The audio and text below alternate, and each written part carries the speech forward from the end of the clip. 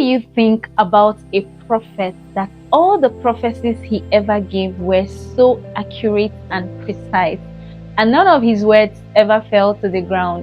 Well, that prophet was Samuel, as recorded in the Bible. Hi guys, welcome to Fun Bible Stories with JAYDORA, and today on FBS, we're going to be talking about the story of a woman in the Bible named Hannah. So there was a certain man named Elkanah. Elkanah had two wives, Hannah and Peninnah.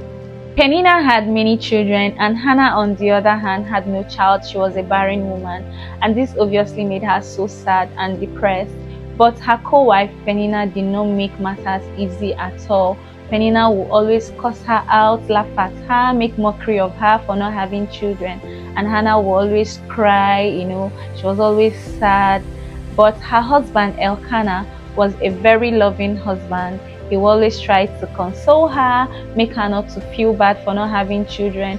On one of the occasions when Hannah was crying, Elkanah even asked her, "Am I not worth to you more than 10 sons?" Wow, that's a loving husband there.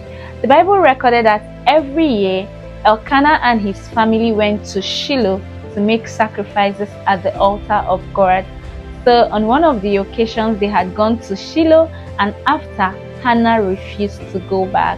She stayed back at the temple to pray, and she was like, "God, now today we go settle this barrenness matter."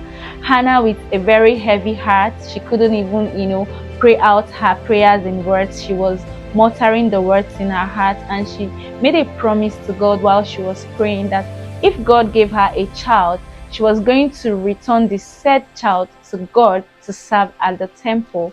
While she was praying, pouring out her heavy heart, Eli, the priest who oversees the temple, sighted her from a distance, and he walks up to her. Thinking she was drunk, Eli was asking her what she was doing there. Has she not had so much to drink? Shouldn't she be going home? And Hannah goes, "I am not drunk. I am just a sad woman with a heavy heart who has come to seek a child from the Lord." And Eli prays for her and tells her to go home, that the Lord has answered her prayers and she was going to bear a child. The Bible said that Hannah became happy immediately, and she believed and she left. It wasn't long. Hannah conceived and had a son. She named him Samuel, meaning "I have asked of him from the Lord." And of course, Hannah kept her own part of the bargain, because she generally carried Samuel to the altar to serve under Eli. And Eli, of course, prayed for Hannah again and told her, since she has already sacrificed this one to God because he is no longer her son, she was going to conceive and have other children. Hannah had 3 more sons and 2 daughters.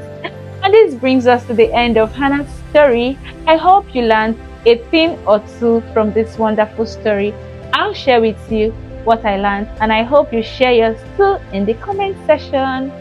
So number 1, I learned that you should not make mockery of people's pain, a pain that you have not been through before, or maybe because you're better placed than someone, you're always, making fun of them for being underplaced.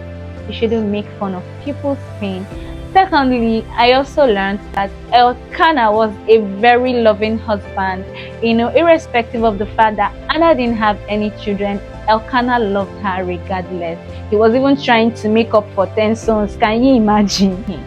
I also learned that if you have any deal with God, try and keep to your own end of the bargain.